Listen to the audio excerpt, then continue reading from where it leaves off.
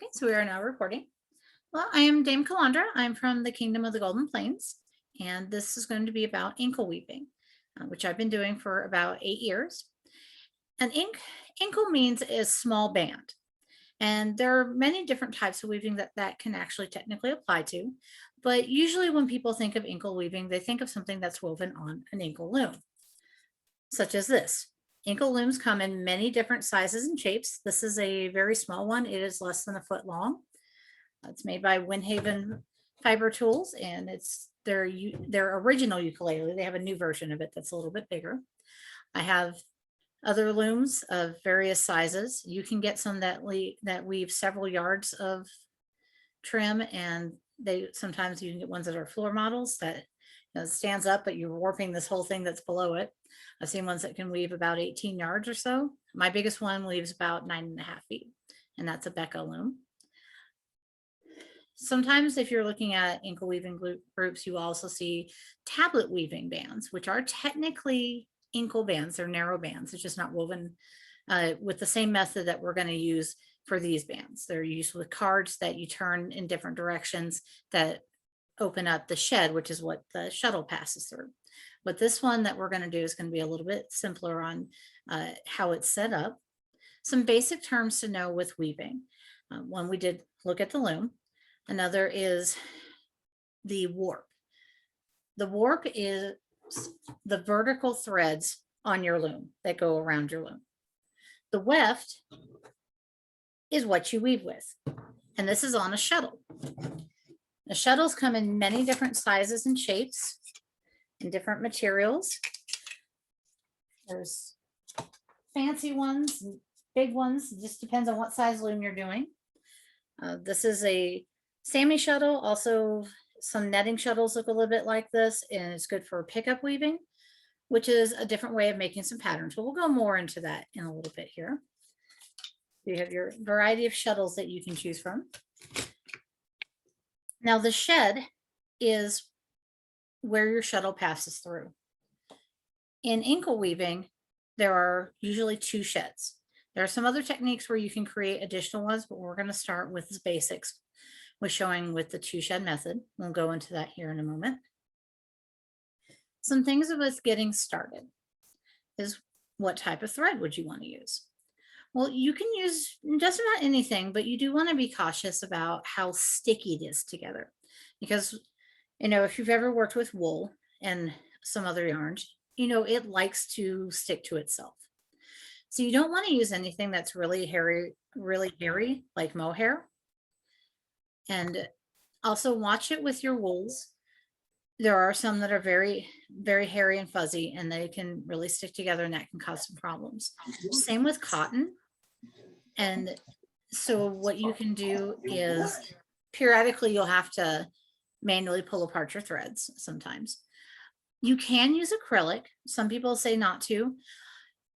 It can be a little bit harder because a lot of acrylic yarns have a lot of stretch in them. Same with some wools. And you don't want to use any yarn that has a lot of stretch. And how you can tell is when you take a piece of yarn and you gently pull it, and it's a little hard to see here. This is the relaxed, but when I pull it, this one has a little bit, but not a whole lot, versus this is the one time where Red Heart Super Saver is actually a really good yarn sometimes, if that's what you have. This is a variegated, and the variegators tend to be stiffer than some of their others. So when you pull it, there is almost no give on this. There's very little. So if you do want to use acrylic, if that's what you have on hand, then, give it a try. But if you're using anything that's really soft and has a lot of give to it, it's going to be really hard to maintain your tension. You can do it, but it usually takes a little bit more practice with your tension. For example, this one does have a little bit of stretch to it, but I've been weaving for a long time, and so it's easier for me to maintain my tension at this point. If you're just starting out, I recommend working with cotton. Crochet cotton, specifically size number 10 and number 5, are good choices. Number 3 is too, but it's harder to find and doesn't come in a whole lot of colors, but you can find some basic colors like black, white, and red. On the handouts, there are some links to some sites with some helpful information. As far as resources for getting crochet cotton, pretty much any craft store and Walmart has it. Uses your color selection may vary depending on where you're going. Hobby Lobby has its own brand that it uses, and they clearance seasonally. They change the colors. So in the fall, you tend to find some more fall and jewel tone colors. In the spring, they'll have some brighter colors. And so the good time to get it from there is when they're changing their seasonal stuff. And then sometimes you can get balls for like 25 cents or 50 cents. So that's something there. But as I said, any craft store pretty much has that stuff. So we're going to look at the basics of getting started here. So I'm actually going to demonstrate the weaving portion first before showing how to warp a loom. It's just easier to get a better idea of things when we show how the weaving works first. But before I do that, I'm just going to show some some pictures of some examples of woven bands. So let me bring that up.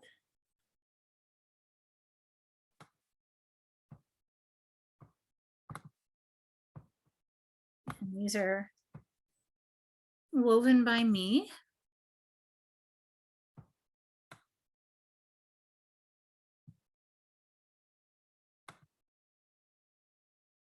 So we're looking at a style called plain weave.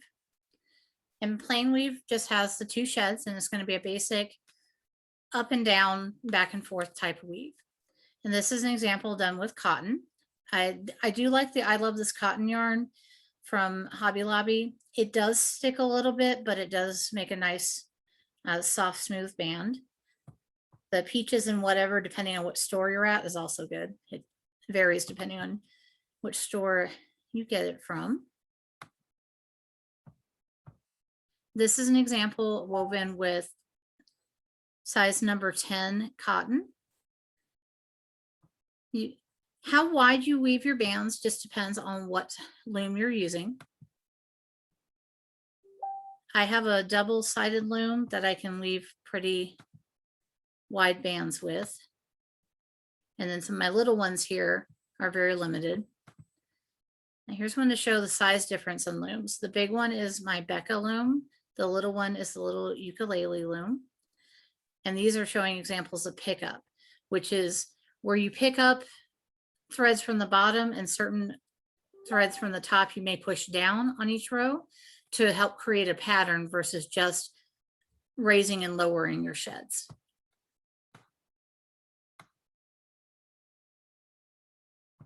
So that gives a more close-up example of a pickup pattern. The Inkle Weaver's Pattern Directory, I believe that's how it is. It's written on the handout, is a good book. It's by Ann M. Dixon.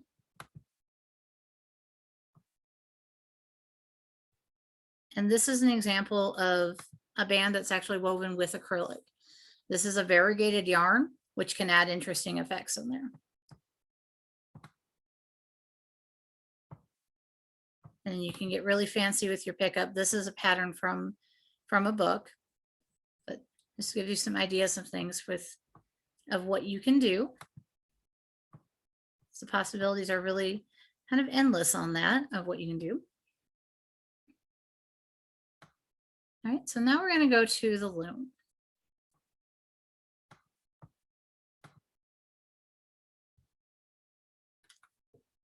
So this one that I'm using here is a Windhaven loom also. It is the Minstrel. It weaves about 5.5 feet. The newest version of it does. There's an older one that weaves a little bit less. The other tiny one I have weaves about 2.5 feet, close to 3.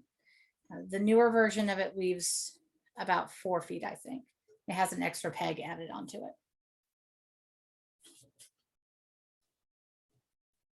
So I am going to talk a little bit about warping. We'll show in a moment.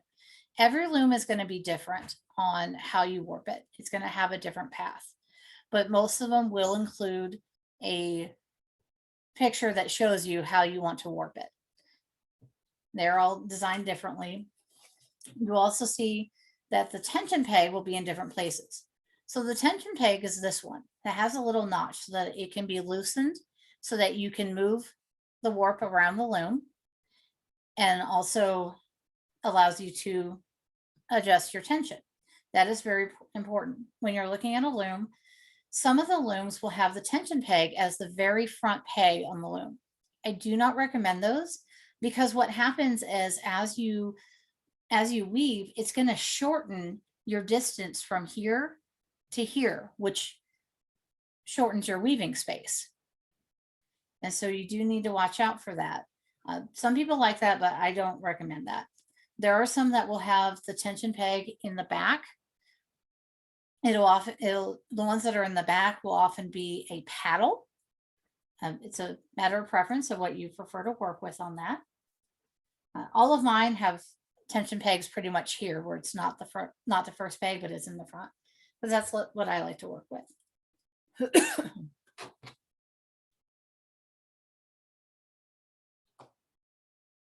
So when I was talking about raising and lowering, so back here, let's see if I can get this. Okay. So when I've raised my threads to open a shed, I'm pulling up these threads here. Now, sometimes you may want to have something like another shuttle or a knitting needle that you can use to separate your threads. But this is my shed to pass my shuttle through. And so when I'm getting started, I am just going to pull that through. I like to leave a few inches at the front. So I've got about 2.5 inches or so there. I'm going to leave a little tail off to the side. Now this I'm not pulling tight because otherwise I would pull everything through. So for the second pass, I'm going to push down my threads. And I use my shuttle to open everything up.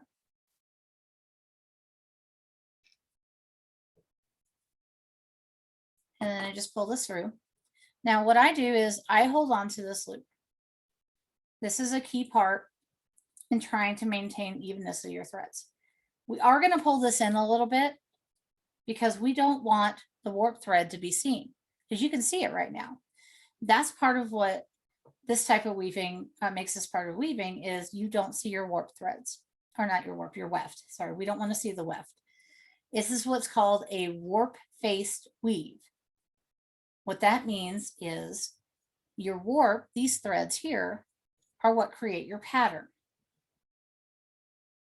So I'm pulling that a bit tight here. And this tail from the beginning, so the last pass I made, I pushed down. I'm going to push down again because I want to take my tail thread and I'm going to pull it back through so it's the same as my first one. And I'm going to pull this until I don't see my weft and I get it the width that I want it to be.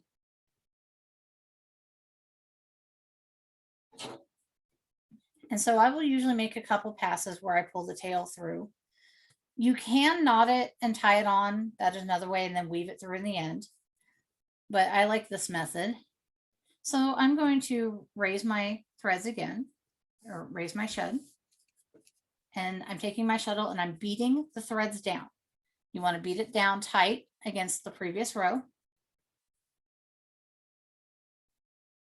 And then pull and hold on to this loop.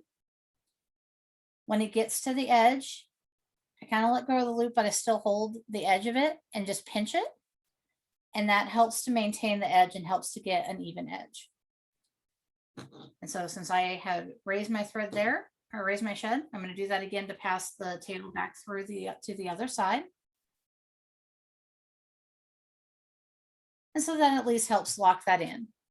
And usually 2 or 3 passes with doing that is fine. So now I'm going to work without doing that, but you can see how my pattern is starting to form. Sorry, the closed captioning was getting that there. And so that's pretty much the basics of the weaving part. So we're going to go into some more details on some other sections of that in a moment. So I want to push this down. Now I had accidentally raised that up. If you pass your shuttle through the same way that it just went, you'll undo your row. So that's how you can undo a mistake. But this is pretty much just a series of up and down. Your first beginning rows where you have that tail and you're starting, it's gonna end up looking a little bit different than how your other rows are. And I actually see that I made a mistake that I am gonna go fix. So I'm gonna undo here. There we go. My end was sticking up too much and it was making a little loop. We don't want that. So it's just the basic back and forth, up and down. It's one of the reasons why I like this style over tablet weaving for me, because you only have to focus really while you're trying to warp the loom, because that's where your pattern gets formed. And then once you have it warped, it's just set up and down. And you see how that's starting to form there. So some other things that are important to know what distinguishes with this. These strings here that are on my threads, these are called heddles. Now there's also rigid heddles that you can buy that are made of solid objects that you can use to change your warp. This is one example. So it has slots and it has holes, and so you alternate which one goes through the slot and which one goes through the hole. The same with on here with the string heddles, you're only going over every other warp thread. I'm going to demonstrate how that works here in just a moment,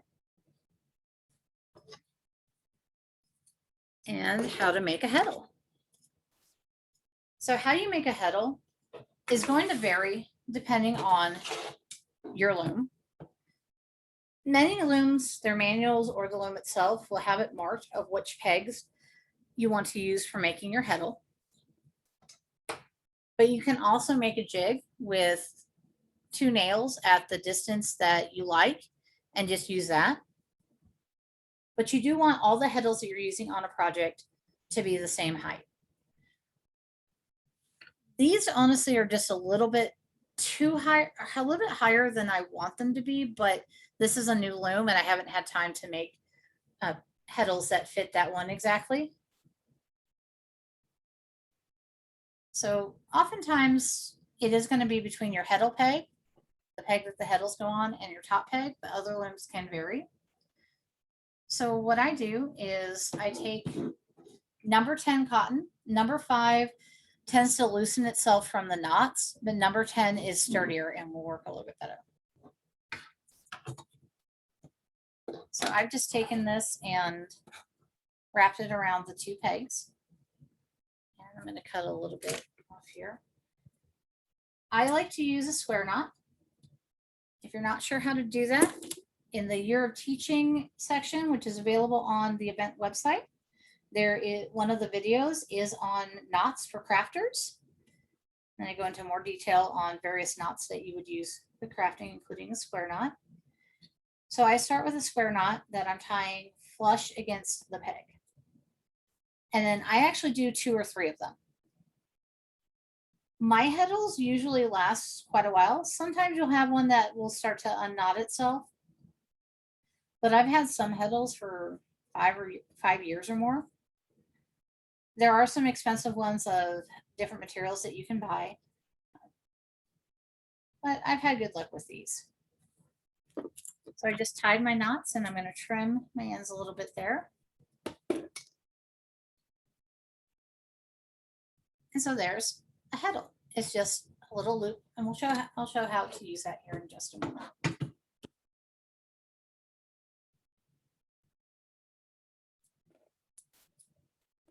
So we're going to warp the loom. Now, how you get this started can vary depending on your loom, especially if you don't have a tension peg in the front. How I like to do it is I start by making a slip knot with my yarn. And I put that around my tension knot on the outside, at least on these 2.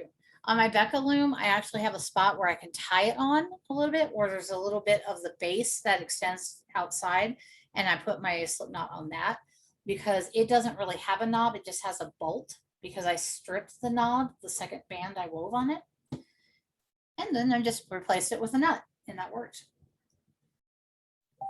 So when you're weaving, you want to create your patterns with odd number of threads. I prefer to start with a heddled thread. A lot of the patterns you find will start with the thread heddled. Some will tell you it doesn't matter, do unheddled or heddled. But the key thing is with using an odd number is that if you start unheddled, then you're going to end unheddled. If you start heddled, you're going to end up with a heddled on the end, so that it matches. The ones that are going to have the heddles attached to them go on top of this peg here. That's on the first one that you're going over. So the path that you take is going to vary depending on your loom. You just want to be consistent on what you follow with that. Okay, so I wrapped around the path that this one wants. So I have this one up here. And I need my heddle. There it is. So I'm going to take the heddle and just lay it, the loop on top of that thread. And then I'm going to pull where I have these two loops together. And I'll grab it. It's being stubborn today. I'm also going to hold on to my thread here at the beginning. This is my heddle peg. This is where all the heddles are going to go. So I'm going to slide that on there. So the next thread is going to be unheddled. So it's going to go under this top peg here.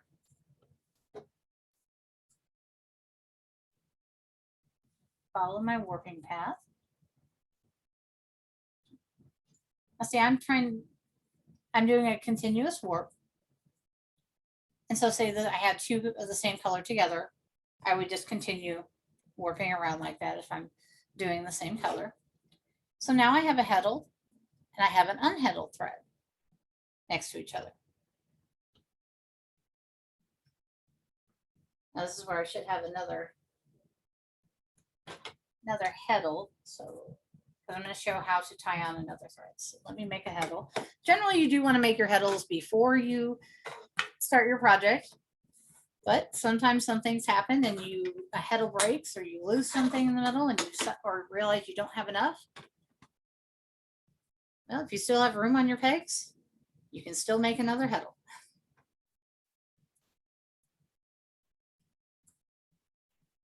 Also, if you have lots of looms like I do recommend separating your heddles out and labeling which loom they go to. I should do that soon. That would make my life a lot easier because my looms use all different size heddles and I have 4 looms right now.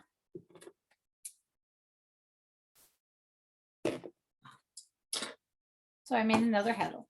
So now we're going to go over how to add on another thread.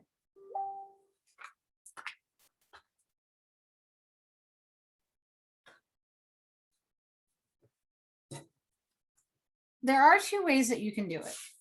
One is you can tie off each round and tie it to itself. But that way is not as efficient for tension. Doing this continuous warp method that I'm showing will actually be better for your tension. For this one, I like to use a double overhand knot and I do 2 of them in a row. So I have my 2 ends. Sometimes it's easier to do this one on its side. And don't worry if they're in different places when you tie on your different threads. As long as you leave a couple inches of space when you're starting to weave from your last couple inches from your last knot, you can still make everything work out. So I'm just tying my ends together here. So I like to do the double overhand twice.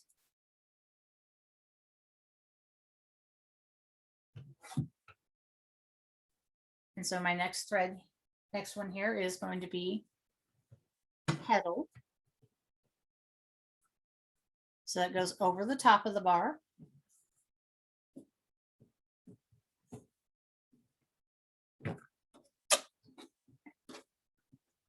So you just have to slide things together here. So now we're going to put the heddle on again.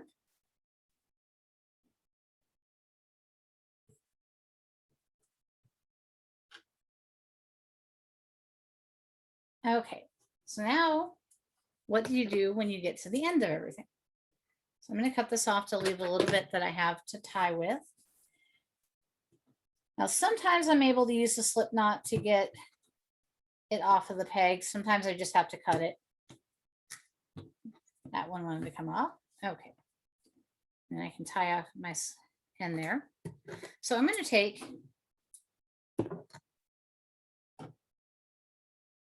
I have my first thread and my ending thread, and I'm going to tie them together as close to the first peg as I can get them. So I use a square knot for this one, so I can get it right on top of that. It will create where one thread is going to look a little weird that it crosses over, but that's okay. You can, it'll still work. I usually do a double square knot, but by doing it this way, where it's all tied together as one on the end, it helps distribute the tension. Tension is important. If it's too tight, it's going to appear bumpy and very rigid. If it's too loose, you're going to see that it's very malleable and the edges aren't going to be very crisp. It takes some time and practice to hit that sweet spot with the tension and knowing what you're looking for. Practice is important on that. And so one thing that I didn't do that I should have done is I didn't tighten my tension peg before I started warping. That is actually something you want to do. You want to make sure that you don't put it all the way to the front, but you also don't want to leave it all the way to the back, because that shortens the amount of space that you have for weaving and also have the length of your band. I tend to find a spot that's just a little bit in front of the beginning. I have a little bit of space here. This is a really big knob, so there's more space than it looks like. It's probably about 1/2 inch, but it just depends on your loom and your preferences of how close you want it to be. The closer you do get it to the front, the longer that you're going to have for your band. But the reason why you don't want to put it all the way to the front is as you weave, you may need to increase your tension, and which means you have to have space to be able to push this peg towards the front of the loom, because that will tighten the tension. Now, if we wanted to move the warp around the loom, when you run out of weaving space, that's where you loosen the tension. On some bigger looms, you would flip it on its side. This one, I don't flip on its side because it gets the threads caught in the tension peg and creates a big mess. So on this one, it's a little delicate trying to move it around. So I'm going to take the bottom and I'm just kind of guiding it here. It's starting to move around here. And so my heddles have tried to move forward. So I'm going to push them back up and then slide the tension peg forward again and tighten it. And so you can see these are my starting knots. So you can see how I moved it around a little bit there. And it's hard to see with these colors in my lighting at the moment. So that's the basics on getting started with the warping and how the weaving works. Now, you may want to do this and you don't have a loom. There are still some options on that. Where I showed with the rigid heddle, you can buy the heddles. You can actually buy, you can get one for $15 or somewhere around there. Sometimes you can find them less. You can get somebody to 3D print one for you. If you have a 3D printer, there are patterns for that. And you can also use a dowel rod with string heddles on it too. That's a method that's used in South American weaving in various cultures. And that's something that was actually done in period as well. I recently learned about Irish Creose bands, which were belts made out of yarn that were woven, that men men wore in some places in Ireland, specifically on some islands. I know that's where those were popular. And those were often woven with putting something between their feet. It looks like it was probably a stick or something, and then attach themselves on the other end, or open with themselves on the other end to create the tension. But you can use the backstrap method, or I have this dowel. I could take a belt and attach this to myself, and then attach the other end to another fixed object like a doorknob. I've also done between two C-clamps. Attach one end to one C-clamp and the other end to another C-clamp. Or even with a dowel, you can have two C-clamps on one end to put it through, and then attach it on the other end. And then as you weave, you just roll up your weaving.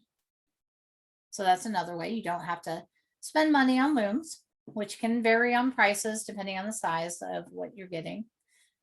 These ones I believe I do have a link to Windhaven Fiber Tools on one of the handouts. They are very hard to get. They are handmade, and sometimes, well, it may say it's going to come in a week. It may take 5 or 6 months for you to get your loom, but they are well worth it. I have a Becca, which is good. Shocked and Ashford are other good brands for Inkle looms. There are a lot of other makers out there on Etsy that you can look at. So you have a lot of different options on what you can do. So we have some more time here. And I want to touch on one of the handouts that talks about how to make your patterns and some basic weaving theory with that. On that handout, there are links to a couple pattern generators, that websites you can use to make your patterns. There's also links to paper, that graph paper that you can use for laying out your patterns. You don't want to use regular straight graph paper. There's some different types of beading graph paper that makes things offset, that is more like what the pattern that you, or the more creates the effect that you need for this type of weaving. Because it's not going to be a straight up and down when you're looking at how your threads go together. So basic theory with weaving is that two colors together make a solid, will make a solid line. Sorry, I'm having an issue with there a moment. Okay, let me actually bring that document up just a moment.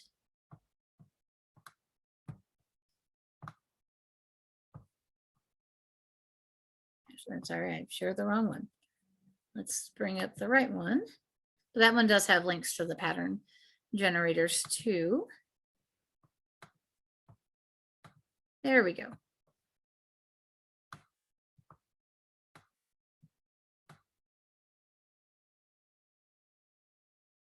Okay. So when you're graphing out your patterns, there's another way to do is you can just make a 2-line graph, and this upper one is for my heddle threads. And so then I go down to the next one, and that is on the bottom here, and that is my unheddled thread, and go up to the top, and I have a heddled. So you're skipping a space. The white spaces are nothing on there. And so in this pattern, I have one of color A, it's heddled, and then color A that's unheddled, and then B it's heddled, A is unheddled, and then A that's heddled. So that line of B in the middle is going to appear as a dashed line in my pattern. But the two A's that are next to each other are going to make a solid line, and these two A's are going to make a solid line on the other side of it. If you alternated A and B for each one, you're going to get alternating horizontal bars of color. And if you did two A's next to each other and two B's next to each other and then two A's, then you're going to get solid vertical lines of A, B, A, B, if you follow that. Now, they're not going to appear perfectly straight because of the nature of how this weave is set up. It's just going to look slightly wavy. It's just going to be a little bit offset from each other, but that's how you get the vertical lines. And so you can play around with different ways of doing things and see what kind of patterns you can create. Crenellation, checkerboards, offset checkers, those are things that you can easily do. You can make things that kind of look like crosses or little flowers. I like the Carolingian realm one that's linked. That one is a very easy one to use. The other pattern thread or pattern generator is a little more difficult, but you can create more complex and pickup weaves with it. But I find the Carolingian realm one is very straightforward. You select the number of threads that you want, the total number, and then there's a little graph thing, and there's a color chart. You just pick the color that you want, and then you click where you want on the graph for it to go, and it will highlight that, make that whole row that color for you. And so you can play around with that. And you can save your designs. I've had trouble with my devices on that, but you can also screenshot them. I also will tend to just take a piece of paper and write out my pattern of how I want it, but I can see that in my head. Some people have trouble, you need the actual colors. So that's where also using the brick stitch paper for bead weaving or beadwork, I should say on that, because it's not really weaving, but the brick stitch pattern paper will be offset. That will help you with trying to color in your own patterns if you want to do it that way. So you have a lot of different choices. Now I'm going to go back to the weaving and show some common mistakes when you're starting out and how to go about trying to fix that and watch out for it. The biggest problem that people tend to have when they're starting is getting your edges to be even. And actually, just a moment, I'm going to go turn off my light because I have too much sunlight in here now, and that should make it easier for you to see. Just a moment.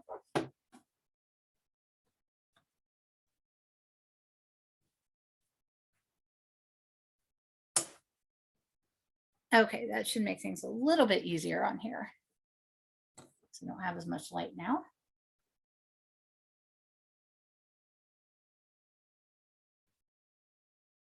Okay, so I'm raising my shed, I'm beating things down. And I'm not going to bother holding on to things. I'm just letting that go. So then I'm just going to let that lay on the side there. This is what not to do.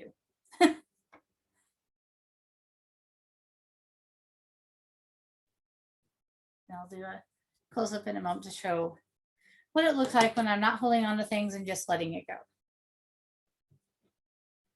Okay. So these are the ones down here where I held onto my edge and it's nice and neat on the top. These here where things are starting to get a little wonky is where I wasn't holding onto the edge.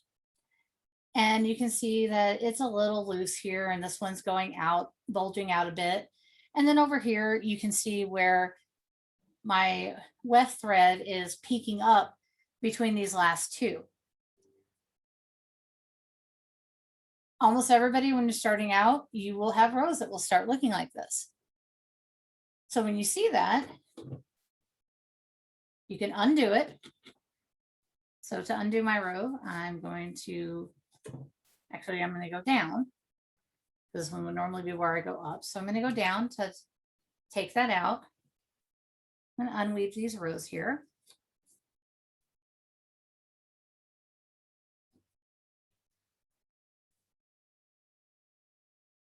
It's another difference from tablet weaving, because tablet weaving can be a lot harder to remove your mistakes.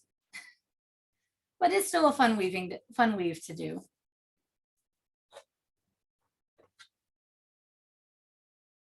Okay, so now I undid my mistakes there.